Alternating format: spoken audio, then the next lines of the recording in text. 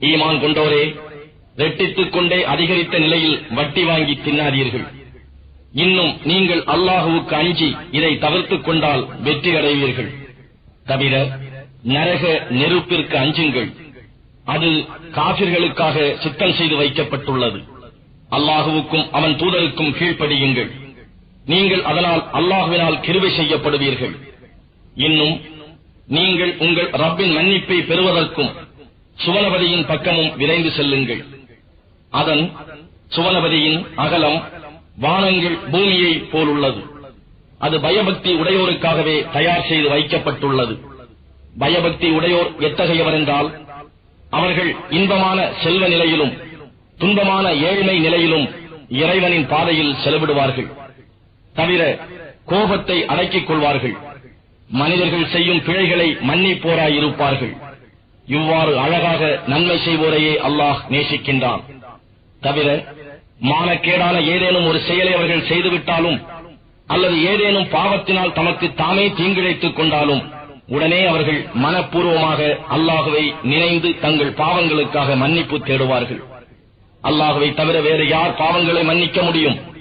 மேலும் அவர்கள் அறிந்து கொண்டு தங்கள் பாவ காரியங்களில் தரிபட்டிருந்து விட மாட்டார்கள்.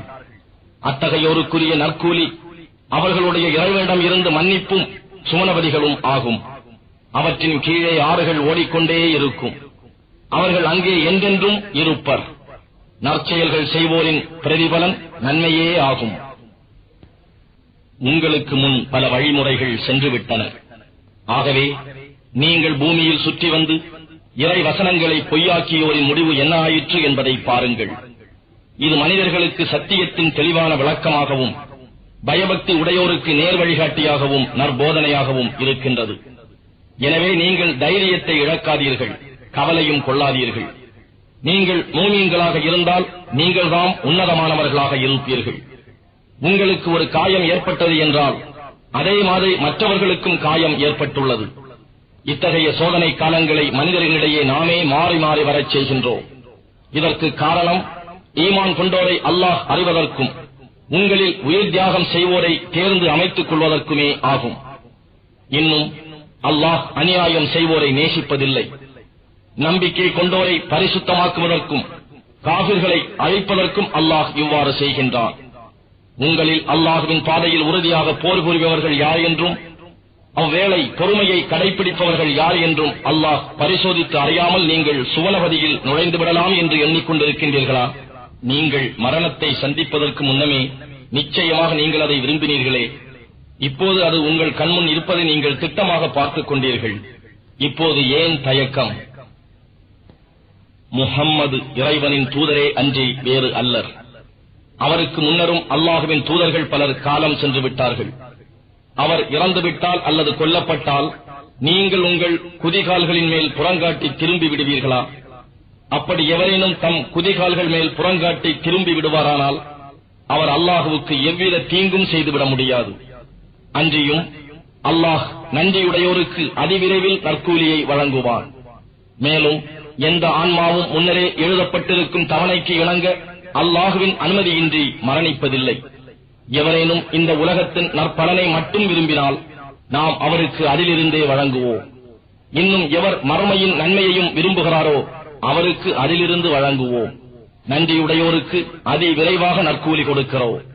மேலும் எத்தனையோ நபிமார்கள் அவர்களுடன் ரிப்பியூன்கள் என்னும் இறையடியார்களும் பெருமளவில் சேர்ந்து அல்லாஹுவின் பாதையில் போர் செய்தனர். எனினும் அல்லாஹுவின் பாதையில் ஏற்பட்ட துன்பங்களால் அவர்கள் தைரியம் இழந்து விடவில்லை, பலகீனம் அடைந்து விடவும் இல்லை, எதிரிகளுக்கு பணிந்து விடவும் இல்லை. அல்லாஹ் இத்தகைய பொறுமையாளர்களையே நேசிக்கின்றான். மேலும் எங்கள் இறைவா, எங்கள் பாவங்களையும் எங்கள் காரியங்களில் நாங்கள் வரம்பு மீறி செய்தவற்றையும் மன்னித்தருள்வாயாக. எங்கள் பாதங்களை உறுதியாய் இருக்கச் செய்வாயாக. நிராகரிப்பவர்களின் கூட்டத்தாருக்கு எதிராக எங்களுக்கு நீ உதவி புரிவாயாக என்பதை தவிர இம்மாதிரி சந்தர்ப்பங்களில் அவர் கூறியது வேறெதுவும் இல்லை. ஆகவே அல்லாஹ் அவர்களுக்கு இவ்வுலகத்தில் நன்மையும் மறுமையின் மிக அழகிய நன்மையும் கொடுத்தான். இன்னும் அல்லாஹ் நன்மை செய்யும் இத்தகையோரையே நேசிக்கின்றான்.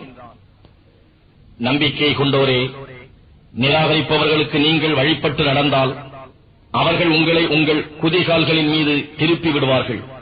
அப்போது நீங்கள் நஷ்டமடைந்தவர்களாக நம்பிக்கையில் நின்றும் திரும்பி விடுவீர்கள். இவர்கள் அல்ல, அல்லாஹ்தான் உங்களை ரட்சித்து பரிபாலிப்பவன். இன்னும் அவனே உதவியாளர்கள் அனைவரிலும் மிகவும் நல்லவன்.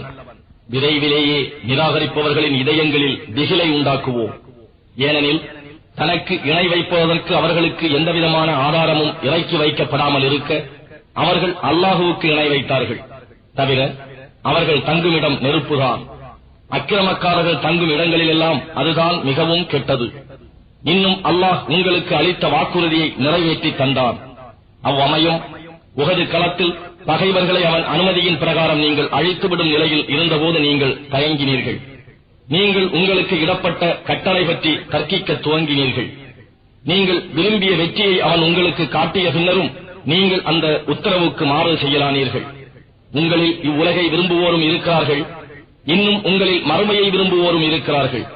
பின்னர் உங்களை சோதிப்பதற்காக அவன் எதிரிகளை விட்டு உங்களை பின்னடையுமாறு திருப்பினான். நிச்சயமாக அவன் உங்களை மன்னித்தான். மேலும் அல்லாஹ் மூமீன்களிடம் அருள் பொழிவோனாகவே இருக்கின்றான். நினைவு கூறுங்கள், உஹது களத்தில் உங்கள் பின்னால் இருந்து இறை தூதர் உங்களை அழைத்துக் கொண்டிருக்க நீங்கள் எவரையும் திரும்பி பார்க்காமல் மேட்டின் மேல் ஏறிக்கொள்ள ஓடிக்கொண்டிருந்தீர்கள். ஆகவே இவ்வாறு இறை தூதருக்கு நீங்கள் கொடுத்த துக்கத்தின் பலனாக இறைவன் துக்கத்தின் மேல் துக்கத்தை உங்களுக்கு கொடுத்தான். ஏனெனில் உங்களுக்கு கிடைக்க வேண்டியது தவறிவிட்டாலோ உங்களுக்கு சோதனைகள் ஏற்பட்டாலோ நீங்கள் சோர்வும் கவலையும் அடையாது பொறுமையுடன் இருக்க வேண்டும் என்பதற்காகத்தான். இன்னும் அல்லாஹ் நீங்கள் செய்வதை நன்கு அறிபவனாக இருக்கின்றான். பிறகு அத்துக்கத்திற்கு பின் அவன் உங்களுக்கு அமைதி அளிப்பதற்காக நித்திரையை இறக்கி வைத்தான். உங்களில் ஒரு பிரிவினரை அந்நித்திரை சூழ்ந்து கொண்டது. மற்றொரு கூட்டத்தினரோ அவர்களுடைய மனங்கள் அவர்களுக்கு கவலையை உண்டு பண்ணிவிட்டன. அவர்கள் அறிவில்லாதவர்களைப் போன்று உண்மைக்கு மாறாக அல்லாஹ்வை பற்றி சந்தேகம் கொள்ளலாயினர். அதனால் அவர்கள் கூறினார்கள், இப்போர் காரியத்தில் நமக்கு சாதகமாக ஏதேனும் உண்டா என்று. அதற்கு நிச்சயமாக இக்காரியம் முழுவதும் அல்லாஹ்விடமே உள்ளது என்று நபியே நீர் கூறுவீராக. அவர்கள் உங்கள் முன் வெளிப்படையாக கூற முடியாத ஒன்றை தம் நெஞ்சங்களில் மறைத்து வைத்திருக்கின்றனர். அவர்கள் தமக்குள் கூறிக்கொள்கிறார்கள், இக்காரியத்தில் நமக்கு ஏதேனும் சாதகமாக இருந்திருந்தால் நாம் இங்கு கொல்லப்பட்டிருக்க மாட்டோம். நீங்கள் உங்கள் வீடுகளில் இருந்திருந்தாலும் யாருக்கு மரணம் விதிக்கப்பட்டுள்ளதோ அவர்கள் தம் கொலைக்களங்களுக்கு மரணமடையும் இடங்களுக்கு சென்றே இருப்பார்கள் என்று நபியே நீர் கூறும். இவ்வாறு ஏற்பட்டது உங்கள் நெஞ்சங்களில் உள்ளவற்றை அல்லாஹ் சோதிப்பதற்காகவும் உங்கள் நெஞ்சங்களில் உள்ளவற்றை அகற்றி சுத்தப்படுத்துவதற்காகவுமே ஆகும். இன்னும் அல்லாஹ் உங்கள் நெஞ்சங்களில் உள்ள ரகசியங்களை எல்லாம் நன்கு அறிபவன்.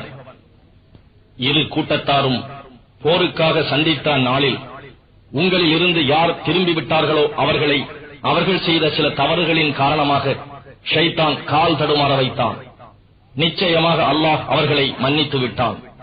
மெய்யாகவே அல்லாஹ் மன்னிப்பவனாகவும் பொறுமையுடையவனாகவும் இருக்கின்றான். நம்பிக்கையாளர்களே, நீங்கள் நிராகரிப்போரை போன்று ஆகிவிடாதீர்கள்.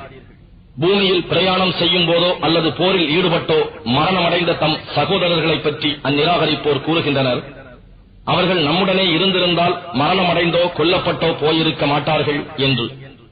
ஆனால் அல்லாஹ் அவர்கள் மனதில் ஏக்கமும் கவலையும் உண்டாவதற்காகவே இவ்வாறு செய்கிறான். மேலும் அல்லாஹ்வே உயிர்ப்பிக்கிறான், அவனே மரிக்கச் செய்கிறான். இன்னும் நீங்கள் செய்பவை அனைத்தையும் அல்லாஹ் பார்ப்பவனாகவே இருக்கின்றான். இன்னும் அல்லாஹ்வின் பாதையில் நீங்கள் கொல்லப்பட்டாலும் அல்லது இறந்துவிட்டாலும் அல்லாஹ்விடம் இருந்து கிடைக்கும் மன்னிப்பும் அருளும் அவர்கள் சேர்த்து வைப்பதை விட மிக்க மேன்மையுடையதாக இருக்கும். நீங்கள் மரணமடைந்தாலும் அல்லது கொல்லப்பட்டாலும் அல்லாஹ்விடமே நீங்கள் ஒரு சேர கொண்டு வரப்படுவீர்கள். அல்லாஹ் உடைய அருளின் காரணமாகவே நீர் அவர்களிடம் மென்மையாக கனிவாக நடந்து கொள்கிறீர். சொல்லில் நீர் கடுகடுப்பானவராகவும் கடின சித்தமுடையவராகவும் இருந்திருப்பீரானால் அவர்கள் சமூகத்தை விட்டும் ஓடிப்போயிருப்பார்கள். எனவே அவர்களின் பிழைகளை மன்னித்து விடுவீராக. அவ்வாறே இறைவனும் மன்னிக்கும்படி பிரார்த்திப்பீராக. தவிர சகல காரியங்களிலும் அவர்களுடன் கலந்தாலோசனை செய்யும். பின்னர் அவை பற்றி நீர் முடிவு கட்டினால் அல்லாஹ்வின் மீதே பொறுப்பேற்படுத்தும். நிச்சயமாக அல்லாஹ் தன் மீது பொறுப்பு ஏற்படுத்துவோரை நேசிக்கின்றான். மோமீன்களே, அல்லாஹ் உங்களுக்கு உதவி செய்வானானால் உங்களை வெல்பவர் எவரும் இல்லை.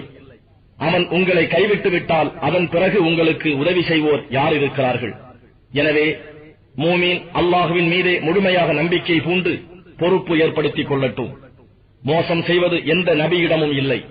எவரேனும் மோசம் செய்வாராயின் அவர் மோசம் செய்ததைக் கொண்டு இறுதி நாளில் வருவார். அவ்வேளையில் ஒவ்வொரு ஆத்மாவுக்கும் அது சம்பாதித்ததற்குரிய பலனை குறைவின்றி கொடுக்கப்படும். இன்னும் அவர்கள் எவ்வகையிலும் அநியாயம் செய்யப்பட மாட்டார்கள். அல்லாஹுவின் விருப்பத்தை பின்பற்றி நடப்போர் அல்லாஹுவின் கோபத்தை தம்மேல் வரவழைத்துக் கொண்டவர் போல் ஆவாரா? அல்ல. கோபத்தை வரவழைத்துக் கொண்டவருடைய இருப்பிடம் நரகமேயாகும். அது தங்கும் இடங்களில் மிகவும் கெட்டதுமாகும். அல்லாஹ்விடத்தில் அவர்களுக்கு பல நிலைகள் உள்ளன. இன்னும் அல்லாஹ் அவர்கள் செய்பவை அனைத்தையும் பார்ப்பவனாகவே இருக்கின்றான். நிச்சயமாக அல்லாஹ் நம்பிக்கையாளர்களுக்கு அருள் புரிந்திருக்கின்றான். அவன் அவர்களுக்கு அவர்களிலிருந்தே ஒரு தூதரை அனுப்பி வைத்தான். அவர் அவனுடைய வசனங்களை அவர்களுக்கு ஓதி காண்பிக்கின்றார். இன்னும் அவர்களை பாவத்தை விட்டும் பரிசுத்தமாக்குகின்றார். மேலும் அவர்களுக்கு வேதத்தையும் ஞானத்தையும் கற்றுக் கொடுக்கின்றார். அவர்களோ நிச்சயமாக இதற்கு முன் பகிரங்கமான வழிகேட்டிலேயே இருந்தனர். இன்னும் உங்களுக்கு உஹதில் ஒரு துன்பம் வந்துற்ற போது நீங்கள் பதிலில் அவர்களுக்கு இதுபோன்று இருமடங்கு துன்பம் உண்டு பண்ணி இருந்த போதிலும் இது எப்படி வந்தது என்று கூறுகிறீர்கள். நபியே, நீர் கூறும், இது வந்தது உங்களிடம் இருந்தேதான். நிச்சயமாக அல்லாஹ் எல்லா பொருட்கள் மீதும் பேராற்றல் உடையவனாக இருக்கின்றான். மேலும் நீங்களும் முஷ்ரிக்குகளும் ஆகிய இரு கூட்டத்தினரும் சந்தித்த நாளையில் உங்களுக்கு ஏற்பட்ட துன்பங்கள் அல்லாஹுவின் அனுமதி கொண்டேதான் ஏற்பட்டன. இவ்வாறு ஏற்பட்டதும் மூமீன்களை சோதித்து அறிவதற்காகவேயாம்.